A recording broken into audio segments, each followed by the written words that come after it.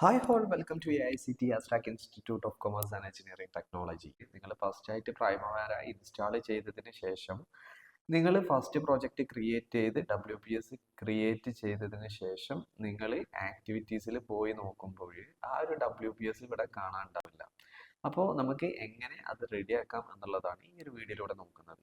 മുകളിൽ കാണുന്ന ഈ ഒരു ഗ്രൂപ്പ് ആൻഡ് ഷോർട്ട് ബൈ ഇത് ഓപ്പൺ ചെയ്തതിന് ശേഷം നിങ്ങൾക്ക് ഇവിടെ കാണാം ഗ്രൂപ്പ് വൈ എന്നുള്ളത് ഇവിടെ ഈ ഒരു കള്ളിയിൽ എംറ്റി ആണ്.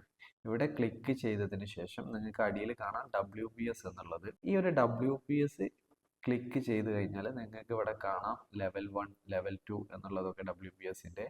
അതിനുശേഷം ഇവിടെ ടിക്ക് ഓക്കെ ആണോ എന്നുള്ളത് നോക്കുക. അതിനുശേഷം അപ്ലൈ കൊടുത്തു കഴിഞ്ഞാൽ